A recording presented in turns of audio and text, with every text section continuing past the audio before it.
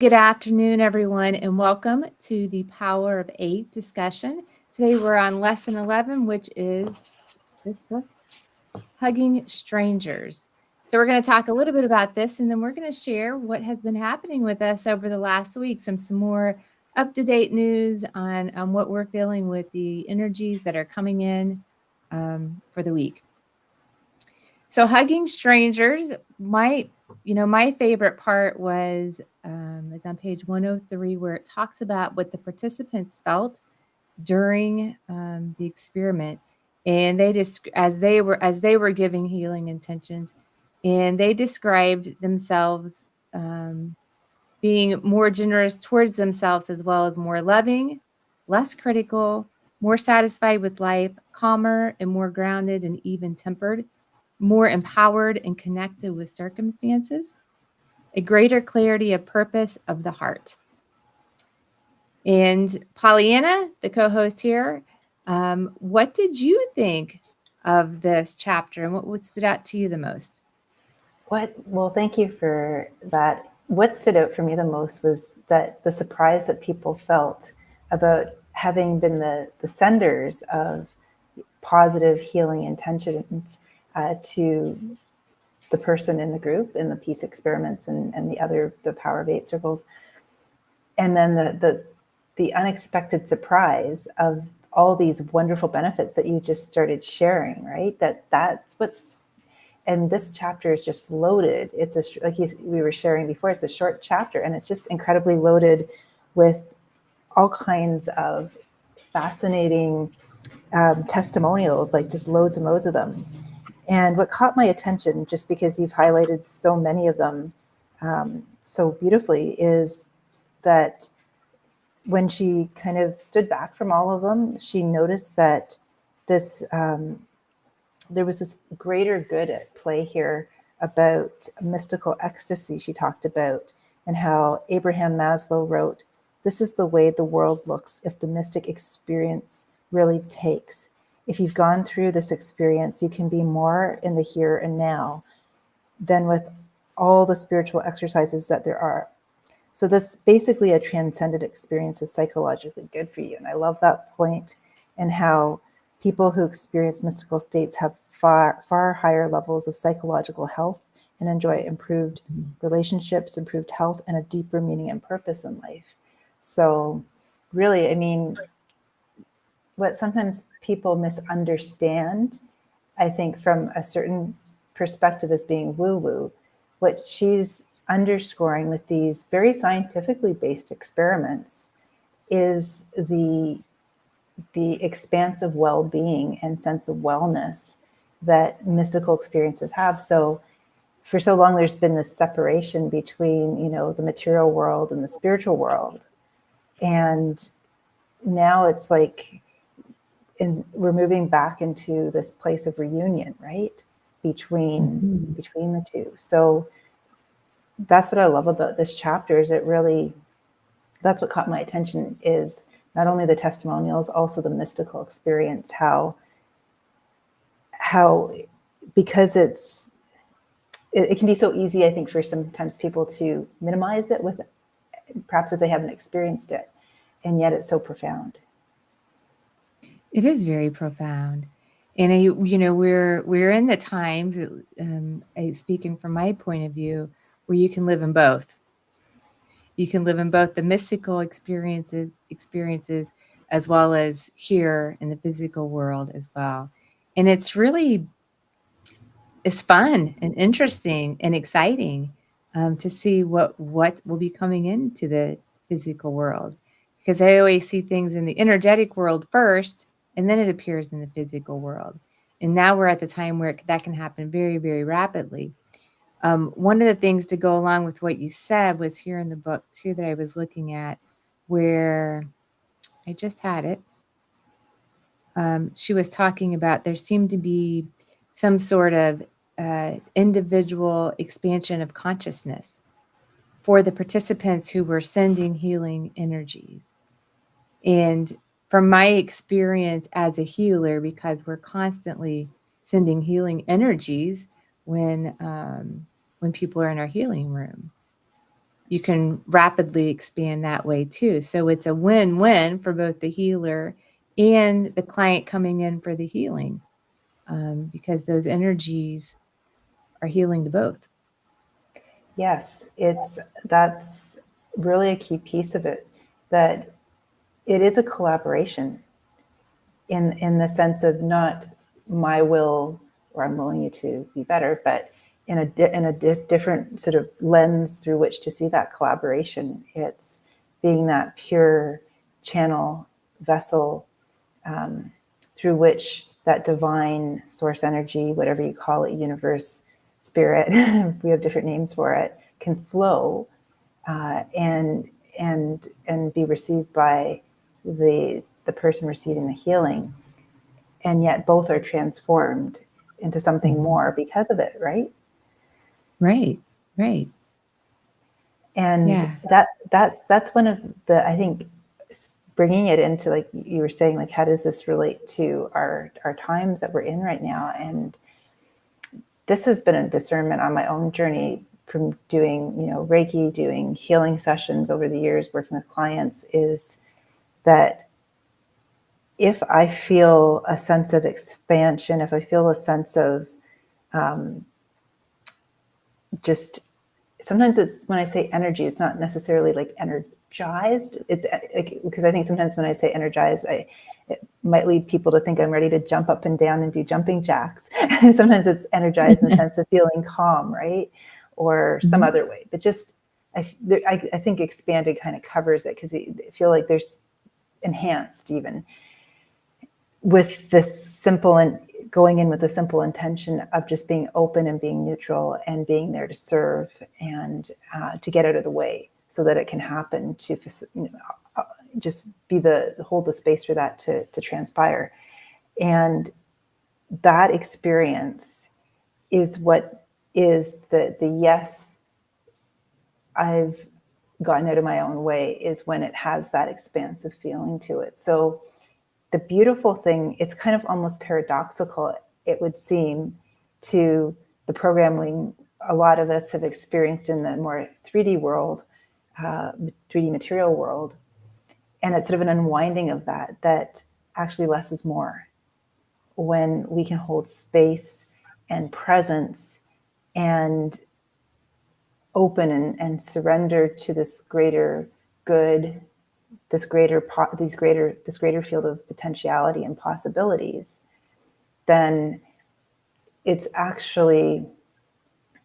not about working harder or trying to make something happen or force an end or will something to happen. It actually invites more ease and expansion in for both parties. And I feel like in this world right now, with there are a lot of people out there who are awakening to this, and at the same time, we're unwinding the old past programs around struggle and around, how this all actually supports us to create, to innovate, to, see beyond the limitations of what is outpicturing sometimes in front of us. Yeah, I think it helps us move forward with the good that we're doing here, with our services, with our jobs, with whatever we choose to do as a service to the world, and that can look like many different things, right? Right. But I think we're so supported in that way. Also, just holding the space, getting out of the way, allowing the energy to flow in the healing room, and in this case, the power of 8, allowing that intentions to flow to the recipient.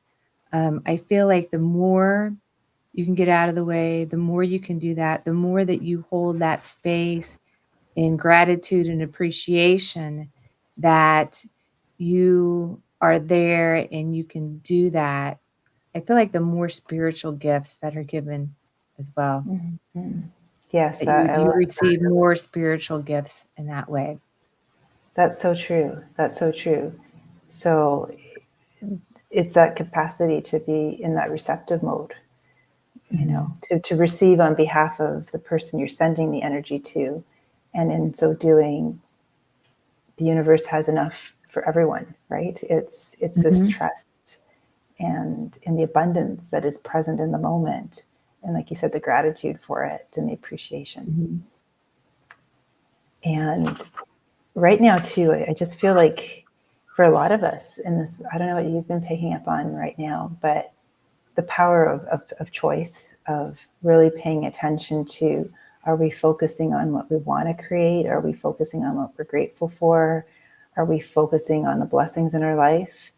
Where is our mind sort of being drawn to? Where are our emotions being called to? You know, how is our body feeling? Are we feeling more inspired, you know, as a result of those choices? I think that's something that's so key right now. And tomorrow too, we're in a very important gateway moment with the Lion's Gate, which is historically all about that, being able to maintain a high frequency so that all the gifts, that the abundance that is available for us, that is our cosmic birthright, that we're remembering and removing sort of any veils that would, you know, dissolving any veils that would prevent us from seeing. This is part of like the Earth game, why we came here, was to, you know, forget and then remember again. I always say it feels like this is our cosmic playground here. And because it can be that fun. You were talking about, you know, really paying attention to gratitude, and that I do that in the morning. I like do the gratitude, and to me that's like an activation process. Like these are the thoughts I'm going to pay attention to today, and this is what I'm activating today for my awareness and my energy field. And it's amazing how those good things come in, right? Because there's a lot of things for me, it's like I want to be a good wife, I want to be a good mother, I want to have good service that I provide to people. So all of these small things and large things, activating those each day. So that's what we see. I think it's also interesting in this chapter that reminds me, one of the things that one of the participants said is that people who annoyed them before the experiment, this is a quote, seem to be appearing less often in their lives. So to me, they were paying attention to me. Whenever I read that, I think, oh, well, they're just paying more attention to the good that they want. And then some of the other things that don't feel right for your life, they just kind of fall away on their own. And that's what I was reading into this on this one sentence that I highlighted. Yeah, I can definitely relate to that too in my own life, right? Is when things neutralize, right? When you're something that in the past might have been had a bit of a ping or an edge or even a trigger, and it no longer has that. It no longer has any emotional Velcro, and you're able just to sort of say, oh, okay, smile it, or it just feels, you're able to just, you might notice it, but what starts to happen, it's true, is that you don't notice it as much anymore. It falls away.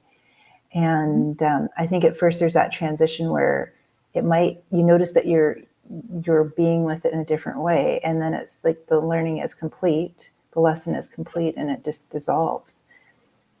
It really is interesting how a lot of what we see out there is really, to a large, you know, people talk about it being like a projection, like a movie theater, right? You know, that we're casting ourselves, you know, in our own movie, right?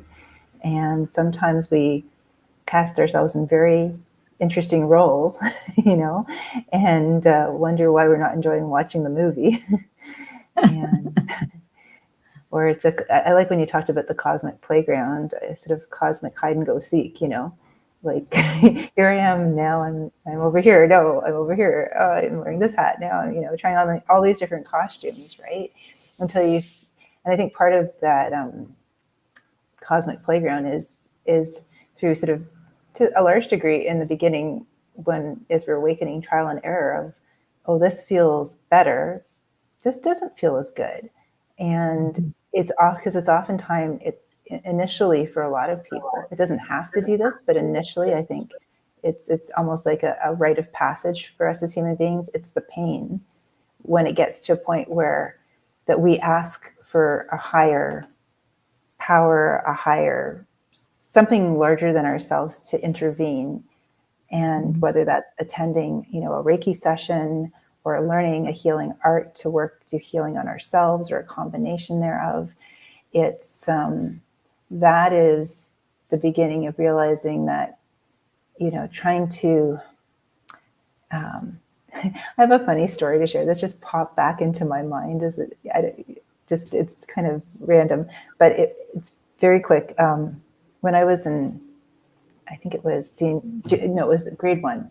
I loved the movie The Wizard of Oz. I would beg and plead to stay up to watch it. Sometimes it came on after my bedtime, and it was just like, oh no.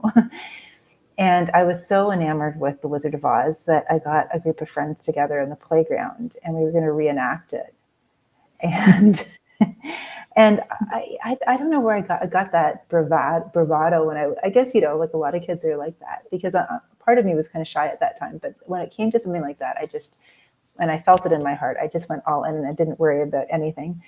But it was so piecemeal. And I remember, I don't even know where I got the confidence at that moment, at that age, to say to the grade 1 teacher, but we need a piano. We need someone to play. And it was just she humored me. I don't know this is, maybe my memory is disjointed about it. I don't know. But I just have this memory of saying we need a piano. And there was no one to play the piano. And I had asked people who wanted to be in my play, but we didn't know the lines yet. And we went down, and the whole play consisted of me whispering in each person's ear, you need to say this now, and then you need to say that now. And it was just like the ultimate micromanaging situation. And I just have to smile at that 6-year-old self that really loved that play so much. And I feel like it is kind of a humorous anecdote and metaphor for sometimes, in life, that tendency to want to, force a fit. And the beautiful thing about her work and the experiment she's been doing is a lot of it has been about the power of that intention, and then the trust and the surrender and letting it go. And then the bonuses on top of, you think you're showing up, to support somebody else in their healing journey, and because of how you're choosing to show up for somebody else, you can only do that and also be showing up in the same way for yourself. So it almost like it helps people to flip the switch on that through, because a lot of us have, been raised with beliefs around it's better to give than to receive. So we start off in the giving. But the beautiful thing about giving from that frequency is that those old beliefs just fall away. Giving and receiving is that flow of abundance, and it's indistinguishable ultimately, because when you're that clear channel, it doesn't have to be either or. It can be it can be simultaneous. Mm-hmm. I like that. You were describing earlier that, whenever you ask for help from the divine power, you ask for help. And I think that was one of my first mystical experiences, whenever I was in that state of just help, before I knew anything about energy healing or any sort of mystical things. I just had that experience. And it was a time when I was feeling very unfulfilled in what I was doing in the corporate world. And I know people have other reasons why they would, probably more dire reasons why they would reach out for help. But that was, at my time, that was what it was. Like, what am I supposed to be doing with my life right now? Like, this is not fulfilling. And that's whenever I had a mystical experience. It's like, you ask, and if you really ask from a sincere heart, like, you have so much support to help you, And it was like, just like someone swooped down, and my vibrations increased. And now, after I've learned about energy healing and studied this more and really stepped into who we really are as divine people, now there's mystical experiences all the time. And it's wonderful. It's wonderful. But that was one of the first things in the book here in this chapter, Hugging Strangers. one of the ladies had been working day and night. And then after she had this mystical experience with this Power of 8 healing intention group, just sending healing energy, she said, the quote here, never again would she allow herself to be working night and day as she had done the previous week. And that really hit home with me because that's all I did was work night and day at my job until I started having mystical experiences and realizing, wow, there's so much more to life. Oh yes. This is what I'm going to explore. Well, sure. And the key is it's a mystical experience, right? Because this is where the mind of form can sometimes run interference in between, right? Like I've noticed in my own journey, because it's true, certain professions too can be very, demanding in terms of schedules and long hours, and it's, and it's sort of, it can get us onto a track. I know this even from being in teaching too, that, it's very scheduled, and having the sort of the spaciousness. I feel like a lot of mystical experiences emerge when we create spaciousness within ourselves and within our schedule to value mystical experiences. And I feel like sometimes, like you shared, it just that asking was the activator, the initiation. And then once you had a taste of it, you're like, oh, because and the times where even recently I did a soul journey ritual for myself, and I went even deeper into the practice of doing that, and it just reactivated something in me on a deeper level. That when you shared that quote from the book, it pinged something for me hearing you reading it out loud, right? And it was, it's like when that saying, once you open the curtains, you can't close well, you could close the curtains, but conscious wise, like once you become aware of something, you can't become unaware of it again. You can pretend, but you can't really. And so it's like this feeling of that value of creating space for the mystical to move us and to inform us and to guide us is something that is just so richly those are the inner riches. It's beneficial, and those are the inner riches. I think the more people who can experience that, and also the unity consciousness that creates, like when you were sharing some of those quotes about how people were no longer they were more accepting of people that they normally disliked or didn't get along with, or they were more open to being kind to strangers. This is how we begin to heal the world, right? This is, and even it was mentioned in one of, I think, the testimonials or quotes too, about how the world had become polarized at the time when this book was written. And I mean, so what is the antidote to that? What is the healing balm for that? It's mystical experiences. So being like a modern mystic, in in the boardroom or in your family, or wherever in the grocery store, it just it's in us, in all of us. It's just being aware creating the space. And I think creating the space, I was thinking about this yesterday. It's really creating the space in our mind, because you have to just the meditations or quieting the mind, or however people live in the present and the now. That's making space for these things to happen. And this week has been fantastic with mystical experiences. And I think it's the energy that's coming in, getting ready for the 8/8 Lionsgate. I never really followed astrology or any of these 8/8 Lionsgate or portals or anything before. But I do pay attention now whenever they come about to see what I'm doing. I journal every day. But for me, on 8/3, so that would have been 4 days ago, there were a lot of activations that floated in. And for me, this was, and I think we all experience them a little bit differently. but it was a lot of pink energy, and I think that's the feminine energy. It was geometric shapes, pink energy, over and over and over. And I was just receive, relax, kept receiving, and it increases the frequency in your body, the geometric shapes, and it was pink, and it was for about 30 minutes. And at the very end, it turned to green. So I don't know what the green means, other than green kind of symbolizes love to me. The energy of green symbolizes love, like your, heart chakra, some of the archangels. So yeah, but the green was only for a couple minutes, pink for about 30 minutes, green for a couple minutes. So that was the activation for me about 4 days ago. Have you noticed anything over the past week?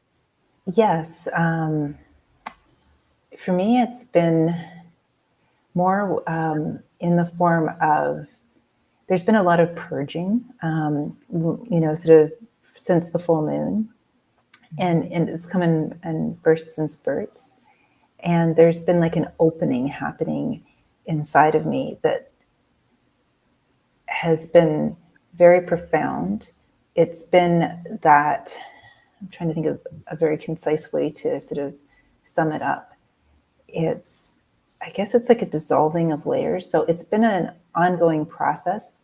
And one of the things that came through for me too, and I was actually having a conversation this morning with another friend of mine who's an NLP practitioner and healer and beautiful soul, and just talking about emotional intelligence and emotional wellness. That was the piece, because and I feel like this is an important, I just feel guided to share this right now, this is a bit of my medical intuitive training coming through too, about when we crying is something that's a whole complex, that's a whole show unto itself, right?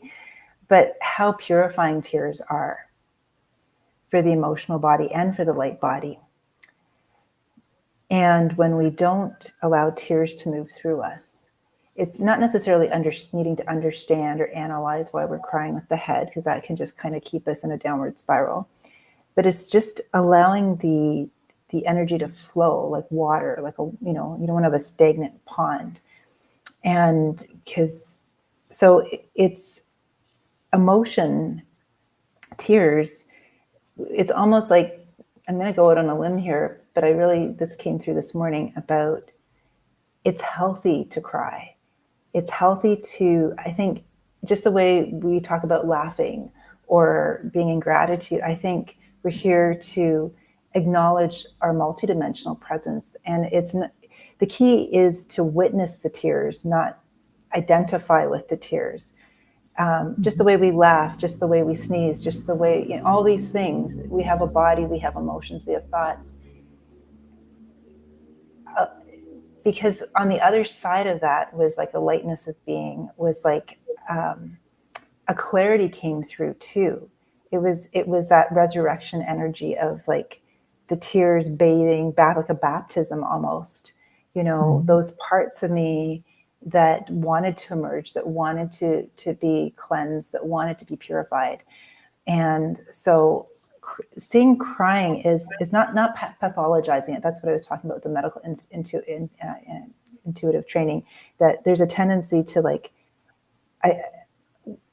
if someone's crying, because there's so much awareness about mental health, to automatically jump to, oh, this person's having a difficult time and it's a mental health issue. I think because we're so open and talking about that right now, which is wonderful, we have to also be mindful and careful about that. I think crying is as healthy and as normal as laughing or as anything else. And the key, though, in my own journey so far and where I've gotten to at this point, is the discernment that those tears are a process of having this human experience, but they are not me, and that I can have compassion for them. And it was interesting because I came across and I can't remember, I've got to go back and check, and I keep meaning to, and I haven't gotten back there yet. The root word, the original meaning of the word perfection, right? perfection actually means compassion. So when they talk about divine perfection, I used to get hung up on that a little bit, because I would think, well, if I'm crying, then, I'm too attached to my emotional body, and then the judgment would come in and I get all wonky, and so then that would kind of some interference energy. Now it's like what I've been noticing, the activation has been it's not that I haven't cried before in my past, but it was just like I was exercising one moment and then the tears just flowed. And I gave them permission, and I didn't try to understand them, pin them down, figure them out. I just saw it as energy moving through me, and I honored them. And what emerged out of there was a clarity, a vulnerability, a sincerity, a love, a presence. And then what unfolded from there in my day was nothing short of miraculous, because it was being present to all of it.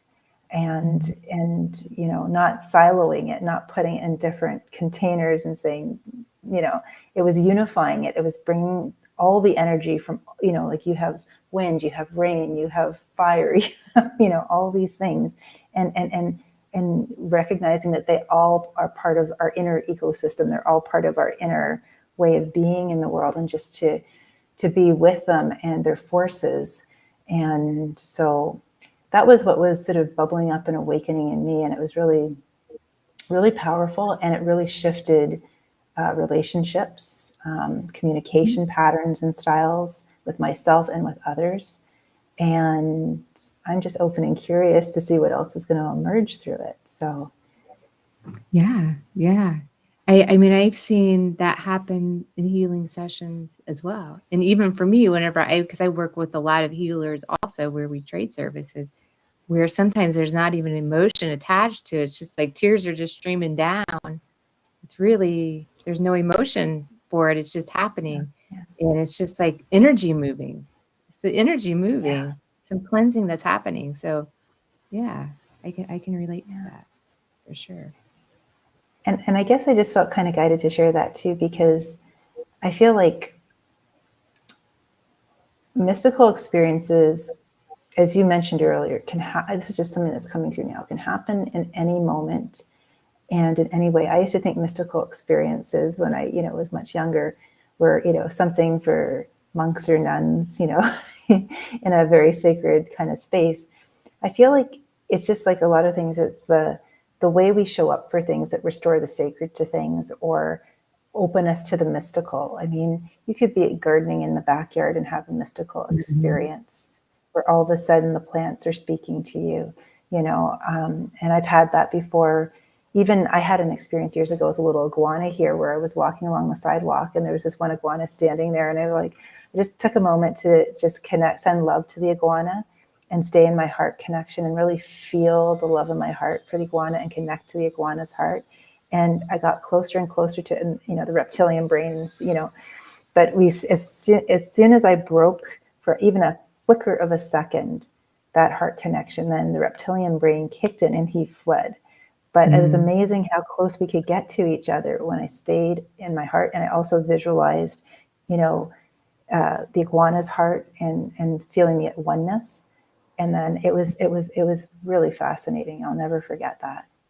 So we can have mystical experiences anywhere. You can have them in the laundromat. You can have them, in the grocery store checkout line, right? It's the experience itself and how we show up for it.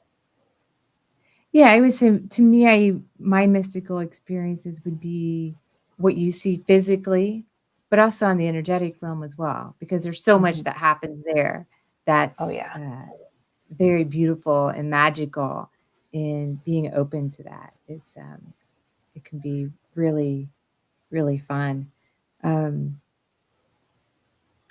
Yeah, there was something. Oh, the heart. You were talking about the heart connection, and I just wanted to mention, in when people do their gratitude in the morning and they want to start having a connection and getting answers back, it's just starting with just a simple question. And, every morning, if you do this every morning and you ask the simple question, you meditate, ask the simple question, whatever it may be, or it could just be as simple as, is this the right decision for me? You might get just a yes or no at first, But the more you practice it, the more you'll get really clearly defined answers. And you're just guided. You got to open up the space for it. And I view it as opening up your mind space, your brain space, just allowing that. And then also opening up your heart to that. And you can connect fairly easy if you have the desire to. Yeah. And it requires patience, doesn't it? Mm-hmm. Because in our fast-paced world, we're so used to, we're sort of almost can become entrained to faster, faster, faster. And then every single moment, everything is like so tightly packed together. And when we can stretch out the time frame and just, like you said, ask the question. And I like how you mentioned that first time you ask, you might get a yes or no answer. And then over time, so it's that it is a process too. It's a process, and it's a commitment to a process of practicing. Yeah, I was looking through my journal because I was going to talk about what happened this week. And that was one thing that happened was I was in a situation with a project that I'm working on. And I wasn't, sometimes our brains go, well, we should keep going with it because we don't want to hurt anybody's feelings, but, so go back and forth. So I just it took about 10 minutes, 10-minute deep meditation, quieted the mind and asked the question, is this project right for me? And it's amazing now because you get the words back to you, like in an explanation too, like, well, this could have been done differently. And this is, and so you just know, like they always say, you have all the answers. You don't have to seek on the outside. You have all the answers. And with that connection, you can. And the more you trust yourself, the more you can guide your own life and not have to rely on other people's opinions, because that's what they are. It's just other people's opinions. Although I'm not saying that you shouldn't talk with people, because sometimes you can get a different perspective. But if you can connect, you do have all, we have all the answers for our lives. Yeah. Yeah. That's so key. It's the listening, like you mentioned earlier in our conversation. The key is the listening and priming the space for that listening. So, and then trusting. You also mentioned trust too. I heard you say that it's so important to trust. And I like how you shared your morning practice, and even the fact that you've been journaling too. These are all, I hope I'm just pulling them out so that, because there's so many different ways we can do this. And this way is one that's working for you. The key is sometimes I feel like for people along the path, there are all these different things we know we could be doing, but then the mind informs us, I could do this and I could do this. Maybe that's better.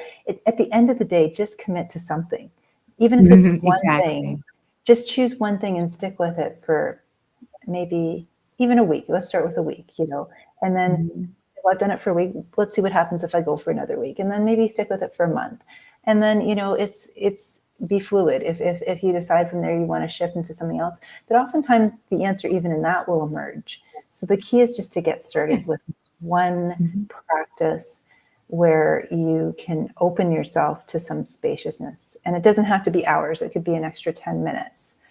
It could be an extra 20 minutes, 15 minutes in the morning, an extra 5 minutes, Yeah, I always love the morning time because I feel like that sets up the vibration of the whole day. And then it just makes for a fun, easy day. Doing something in the morning, some sort of practice. Yeah, that's so important. Yeah. Anything else you want to talk about through the week? Well, I feel like we've covered a lot of points in here. I know the other thing I could just mention here is that a lot of participants mentioned that they felt a peacefulness. And I feel like that's worth mentioning too, because there's a peace, like a deep peace when we enter into that unity consciousness, into that place of gratitude, into that place of alignment by starting our day from that gratitude, from that, tending our own inner garden, and just with compassion, with curiosity, with presence, with sincerity and love. and just showing up, focusing on what we want to create. And then when we open ourselves to experiences like these members did too, and being in a collective, because that was the other thing about being in a small group and a collective. Even the two of us doing the show together, it's been a great growth experience for me, working with you and sharing with you. I've learned so much from this experience, and it was just something we both, we were chatting, we felt inspired to do it, and where two or more are gathered, all kinds of things emerge. So it's taking I guess the message I want to leave everyone with today, to kind of bring it into the here and now, like we've been doing and we've intended to do, is just take one small step today that you didn't take yesterday, and commit to that. And the step you take, just sit with it for a moment and ask, does it bring me joy? Does it inspire me? Does it make me feel expansive or hopeful? Does it bring me joy? Is it something I would look forward to doing? Because if it's another thing on your to-do list, or a should or a have to, it's not in alignment. If it's something that sparks joy and gives you hope, and says, oh, and make it a baby step, so that you can just take that first step. Maybe it's an extra 5 minutes in the morning, and then just honor that promise to yourself, so that you can nourish and nurture that self-trust, and create enough spaciousness and time over the period of a week or 2 weeks, etc., to begin to notice, and then track it. If you feel guided to do it, you might track it by just making a couple of jot notes on your phone or in your journal. I like writing myself, like you're talking about, because it's different than typing on a phone. But start with what feels manageable, so that there's no resistance in the mind to form, pushing back against it, or making up a story about, oh, this is more important. And really nourish that joy, because these are the little inroads to peace. Because the peace is in finally keeping our promises to ourselves. Because really, in truth, one of the things that has become ever present for me is, this is, outside of all of the noise, the distractions, the hoopla, the soul growth, why did I come here? Because it has, at times felt like, oh my God, OMG, this is a lot. This is a lot, right? So why would I have chosen this? Like, why? There's a question, right? And it's like, for me, it's to be loved. So what actually is that in action? What can I do every single day, starting with how I wake up in the morning, to really take steps towards that every other aspect of me can get on board with and believe, and that perfection that we sometimes talk about, oh, I missed today or that, it's just to notice what you're noticing. And that perfection in the undistorted sense, in the divine sense, is about compassion, divine compassion for the fact that you're in a process of remembering who you really are. So, yeah. Joy, doing something you enjoy is so, so important. I've even put more importance on it again. I love Just recently, reviewing all the stuff that I have happening, because I have different projects, different things just in life, like what I really enjoy, and then picking those out and keeping those, and letting some of the other things fall away, because that is what keeps your vibration high.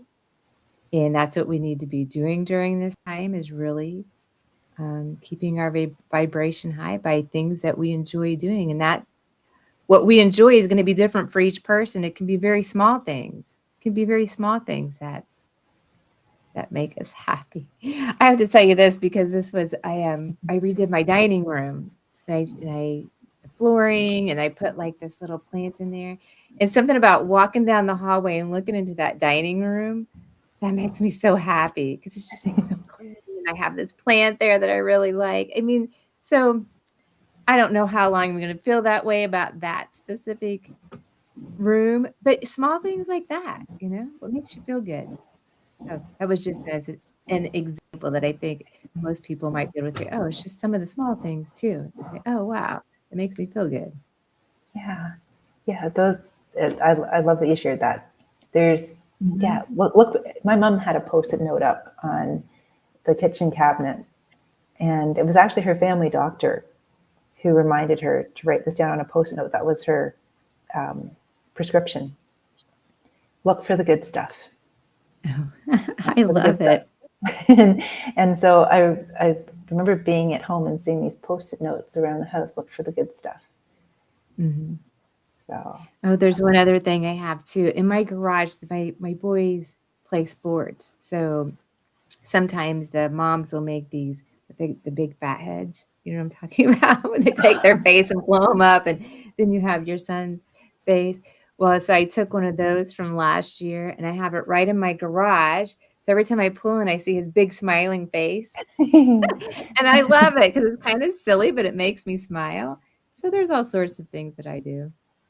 yeah, it's like even in teaching, I have a gratitude folder, like, and it's an envelope that has all the little things over the years, a Christmas card, a note from a student, a little drawing that I just put in there. So if I'm having a particularly, a day where I'm feeling out of alignment, or I'm going into maybe a sense of stress or overwhelm or something like that, I will pull out that envelope and just randomly pull something out of it and say, okay, what do you have for me today? Just to reframe things and shift and just perspective take, because I feel like for a lot of us right now too, in this world of form, again, it goes back to what are we choosing to focus on, what's pulling at our attention, and sometimes things do pull at our attention that, even if we think we know better or whatever, they just do, and it's okay, and so how do we get ourselves unfurled from that and not go down too many rabbit holes?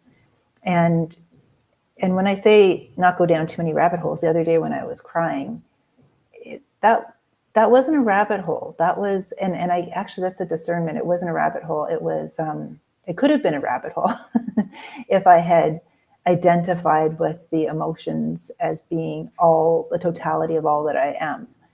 But when I just realized it was an aspect of myself that was needing to purge and release, then I could have more compassion for that part of me having that experience. And I could just be patient and trust that something beautiful was emerging through that, like calling it fertilizer for the soul, right? Watering the soul. So some new flowers can grow in it, So, yeah. So I would like to help people have if they're not having the mystical experiences, or would like to have the experiences of sending healing intentions to people just with the power of 8. It's not like you have to be a trained healer or know how to do this. We can help you just with the power of intention. I'd like to get that set up sometime. I think people would enjoy that. Yes, and we've got some helpful resources too, to share with people who are interested in linking arms and participating in that. So again, at this point, I guess Meet the Light is the platform. Do we have the link for that, Jennifer? That For the forum? For the forum? Yeah, I think I'll build a landing page for that, and maybe we can post it in underneath these videos in the YouTube. Okay. That way, if people are interested, they can sign up to reach out to us as we kind of get this together. Yeah, this is very grassroots, organic. It's been something that's been emerging in us through linking arms and joining together. That's why we're being really transparent and authentic with all of you, because we started tinkering away on it this week and seeing what was emerging. And now we're just letting you know that this is something that, having been reading the book and sharing our what stood out for us in the book, the natural next step that is emerging for us to share with you is to invite you to step forward if you'd like to be part of a community of people who would like to. We're looking to form a Power of 8 group, and we'll guide you through the process. And we're also welcoming people who would like to be recipients of the Power of 8 groups. That'll come out after we have the 8 people come forward. And it's just to let you know, this is what's cooking right now over here. This is what's where we're heading next as we continue to talk about the power of 8. So whether you're watching this live or on the replay, you can comment below, and once we have the link for the landing page, we'll put that out there. And in the meantime, you're always welcome to. What's the email address again for Meet the Light? You guys have an email address, right? Yes, it's well. They can. You can go to the website meetthelight.com, where the email address is meetthelight43@gmail.com. And this will be all virtual. So if people want to participate in a Power of 8 healing circle, or if you have someone who wants to be the Healy, someone that we're sending intentions to, check out the website. We'll post the landing page. If you want to be a part of the Power of 8 circle, then it's just virtual. So you just Zoom. Zoom is very easy and it's free to use. So that way anyone can participate that would like to. Yeah, sounds great. And yeah, just keep tracking with us. Thank you so much for watching live or on the replay. We really appreciate your interest, your curiosity, and we're here for you because we know that together we're better. And it's just such a blessing and a pleasure to be able to participate and grow together and expand together. Yes, thank you very much. And we will see you next week as we review the next chapter, which is chapter 11. And that title is Group Revision. So another exciting chat. See you next week. Thanks, everyone.